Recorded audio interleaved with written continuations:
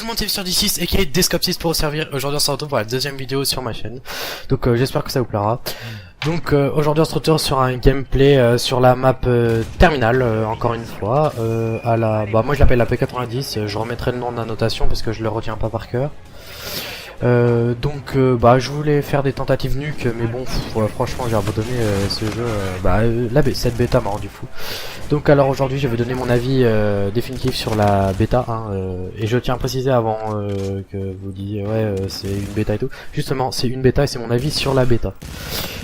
Donc je vais commencer tout de suite par les avis positifs que j'ai retenu de cette bêta. Donc tout d'abord la nervosité du gameplay qui est assez intéressant. Ça reste du Call of Duty mais le gameplay est intéressant, c'est nerveux, ça bouge, voilà c'est ça qui est intéressant. C'est tout le temps on bouge, il y aura tout le temps la barre des feed plane, il y aura jamais un moment où on se cherchera comme ça pu se voir sur d'autres jeux. Les mouvements qui sont pour moi c'est les mêmes mouvements que Black Ops 3 et les mouvements sont assez bien car c'est pas comme à Advanced Warfare où on saute, on peut reculer à droite, à gauche et tout, les gros dash. Non, on a cette lourdeur, du coup on peut sauter avec les jetpacks et tout, mais c'est pas on voit pas des gens sauter partout à droite à gauche et moi je trouve ça c'est assez intéressant. Le sniper forcément, je l'ai dit dans ma première vidéo, le gameplay au sniper qui est vraiment intéressant, ça fait longtemps qu'on n'a pas vu un gameplay au sniper comme ça avec le KBS et le Widowmaker, donc qui one shot quasiment tous les deux, même si le Widowmaker fait quelques hit markers.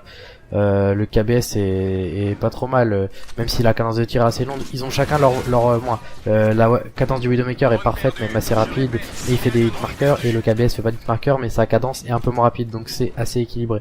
Après j'ai pas essayé d'autres snipers, on verra bien avec l'intervention, mais pour moi c'est un point positif. Le sniper sur ce jeu c'est vraiment un point assez positif.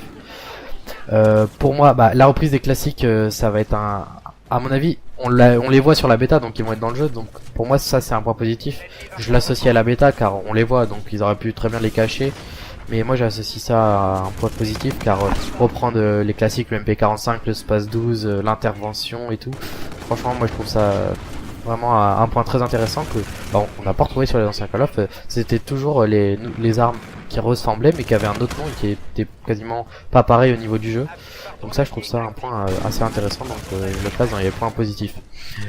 Pour moi les killstrikes qui sont pas abusés, franchement, peut-être le gardien, mais le gardien il est assez dur à avoir, donc quand on l'a forcément on est content qu'il fasse des kills, mais s'il y a des, je crois qu'il y a des moyens de l'esquiver, je pense qu'il doit y avoir un moyen de le contrer, c'est ce que j'ai cru voir. Ça, un autre point c'est que tout est contrable dans ce jeu, pour moi tout est contrable, genre par exemple les drones de brouilleur qui sont assez faciles à avoir, on peut ne pas les avoir avec l'isolement. Les drones qui sont aussi faciles à avoir, il y a forcément le retour de fantômes. Il y a plein de petites choses comme ça qui sont contrables et que je trouve ça assez intéressant. Pour moi aussi un autre point positif, les armes sont assez équilibrées. Pour l'instant j'ai pas vu d'armes plus cheatées que d'autres, plus pétées que d'autres. Après même si bien sûr les mitraillettes restent toujours plus puissantes que les fusils d'assaut, mais en contrepartie sur une map par exemple comme Terminal, c'est une map où on peut tirer à longue distance avec une mitraillette, ce sera compliqué de les avoir. Genre là regardez, mon arme elle bouge assez, donc je n'arrive vraiment pas à les avoir de loin, alors qu'avec un fusil d'assaut voilà. C'est comme je dis, tout s'équilibre je trouve un peu. Voilà, donc là j'ai fait mes avis positifs sur cette bêta. Donc on va passer tout de suite aux avis négatifs. Donc le premier pour moi la connexion. Franchement la connexion, sur les Call of Duty la connexion a toujours joué beaucoup, mais là je trouve qu'elle joue vraiment beaucoup. Moi qui habite j'habite en ville dans mon appartement, mais j'habite chez mes parents à la campagne. Et quand je suis chez mes parents, je ressens, je me fais éclater. Le soir j'ai 2 barres parce que je sais pas pourquoi avec Orange le soir j'ai une baisse de co pendant 1 ou 2 heures. Et ça se ressent, ça fait pas des rollbacks, mais ça se ressent au niveau de quand on tire sur quelqu'un, quand on lance une grenade, on a quelques secondes de décalage. Voilà, la connexion va vraiment être à revoir pour moi, pour les développeurs, car franchement elle joue beaucoup. Et même si c'est normal que si on a une bonne connexion ça joue beaucoup, je trouve que c'est vraiment trop déséquilibré par rapport à certains opus. Pour moi aussi, la vie est trop faible et la régénération de la vie est pas assez forte. Je m'explique. Donc, par exemple, vous arrivez là, comme moi, imaginons j'arrive là sur A, il y a 3 ennemis. J'en tue un qui me touche un peu, je peux pas en tuer plus. Quand on arrive à gagner un duel en 1v1 et encore, ça dépend de la connexion. Mais un duel contre 2 ou 3 personnes, s'ils nous voient, on peut pas faire face. On peut tuer plusieurs personnes, mais il faut qu'on arrive dans leur dos. On peut pas faire face comme ça. Si on fait face, on peut pas, la vie est pas assez forte. On passe directement il n'y a pas la tache de sang rouge, on passe directement de vie à mort. Et c'est ça que je trouve vraiment dommage sur cette bêta, parce que ça va sûrement être sur le jeu, mais j'espère qu'ils vont augmenter la vie un peu, parce que je trouve ça vraiment abusé. Et donc la régénération aussi, ça va avec. On se prend 2 balles, on est rouge, on n'est pas mort, on est rouge, mais c'est compliqué. C'est compliqué la vie revient assez tardivement, ça met, je sais pas, moi j'ai l'impression que ça met genre 5-10 secondes à revenir la vie, pour moi c'est trop, même si il y a un spécialiste, non c'est pas un spécialiste, même s'il y a un atout sur un personnage qui permet de regagner la vie rapidement, c'est même en temps normal la vie revient pas assez rapidement. Donc pour moi aussi, il y a un autre point négatif, ça peut être un point positif pour certains, mais moi je trouve que c'est un point négatif. Les spécialistes, attention, pas tous les spécialistes, certains spécialistes, je trouve que c'est n'importe quoi. Là regardez. Juste là, ça m'a tellement saoulé, j'ai vu à quoi il m'a tué, j'ai direct enlevé la killcam. Pour moi il y a 2 spécialistes qui sont vraiment, je suis sûr que vous les avez remarqué vous-même. Il y a 2 spécialistes, c'est la niveleuse, où on est le robot qui court à fond et qui a 2 akimbo pété qui fait, on voit tout le temps des gens faire des quad feed avec la niveleuse. Moi je trouve que non, je me demande ce qui leur est passé par la tête quand ils ont fait ça. Alors pareil, l'autre spécialiste, je me rappelle plus du nom, je le mettrai pareil en notification. Là un petit move qui était pas trop dégueulasse. Un autre spécialiste, je mettrai le nom dans la description, c'est l'arbre qui s'ouvre en 2 et qui tire dans tous les sens là. Je me rappelle plus. Mais ça, franchement, je trouve que c'est n'importe quoi. On a ça, on arrive devant 4 ennemis, on tue les 4. Hop, les 4 se couchent. En plus, avec la vie qui est super basse, on peut pas le contrer, c'est quasiment impossible. Mais attention, il y a certains spécialistes qui sont très bien. Par exemple, celui que j'utilise, le bouclier, qui nous permet d'aller plus vite. Moi je trouve que c'est un bon spécialiste. Turbo c'est un bon spécialiste. Il y a même un spécialiste qui tire un espèce de trou noir ou tout tour. Moi je trouve que c'est bien parce que c'est dur à le placer et quand on le place il fait des kills, c'est normal. Et moi je trouve ça dommage qu'ils aient mis ces 2 spécialistes. Pour moi je les retirais, c'est simple, je les retirais. Car ils sont vraiment pas du tout équilibrés. En plus avec le peu de vie qu'on a, même quelqu'un qui est nul à chier, il va faire une quad feed facilement avec ces spécialistes. Attention, alors maintenant je vais passer à un autre point un peu négatif.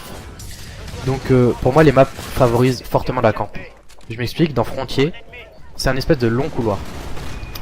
À chaque fois, vous allez être d'accord avec moi, à chaque fois, quand au fond, entre les 2 couloirs, il y a toujours au bout 1 ou 2 snipers qui campent. Et comme les snipers sont assez puissants et qu'on n'a pas de vie, ils nous one shot forcément. Bon ça je vais pas me plaindre parce que les snipers c'est... Mais les mecs sont viseurs fixes et pour moi ça favorise la camp. Ils ont pas à bouger de cette map. Après on peut les contrer par derrière mais c'est dur de tourner. Et moi je trouve que les maps favorisent la camp. Par exemple Terminal sur le petit toit là-bas là, qu'on voit derrière C. C'est B maintenant mais là le petit toit là où ils sont montés. Mais pour moi ce toit favorise la camp. Il y a tout le temps pas des snipers puisqu'ils ont bouché avec des volets en fer. Mais pour moi il y a toujours des mecs à la NV4 dessus ou même à la mitraillette qui campent. Et je trouve que c'est vraiment dommage qu'ils ont favorisé ça. Mais après s'ils augmentent la vie forcément la camp sera plus difficile donc voilà. Ça reste à voir. Ah, on verra sur le jeu ce que ça va donner. Mais pour moi pour l'instant ça favorise la camp. Un autre point négatif pour moi les grenades. Alors là les grenades c'est n'importe quoi. Pas toutes, attention pas toutes. Mais pour moi les grenades c'est n'importe quoi. La grenade Somtex, ça peut être une grenade simple qui se colle et qui pète. Bah non, c'est une grenade qui colle, qui pète, qui fait du feu. Voilà, pour moi c'est n'importe quoi. La grenade qui rebondit, qui fait 3-4, qui pète 3-4 fois, pour moi c'est n'importe quoi. On l'envoie dans un couloir, il y a 4 ennemis, la grenade normalement elle en tuait que 1 ou 2, et bah là ça va tuer les 4 puisque ça rebondit 4 fois l'explosion. Moi je trouve que c'est vraiment dommage. C'est des petits détails, mais moi je trouve que c'est dommage, c'est ça qui un peu exaspère les gens. Et maintenant mon dernier point négatif, ça pourrait être un point positif, c'est la nuque. La nuque c'est bien qu'il l'ait mis, c'est bien. Le point négatif, c'est qu'il l'ait mis que sur certaines armes.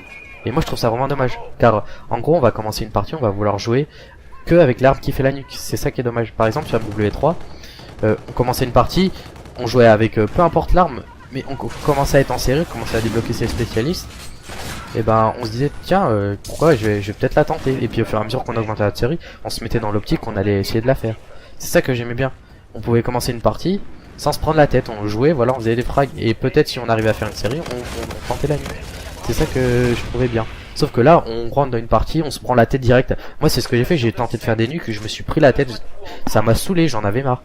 Car je rentrais dans la partie direct avec l'optique de faire une nuque, avec la classe exprès.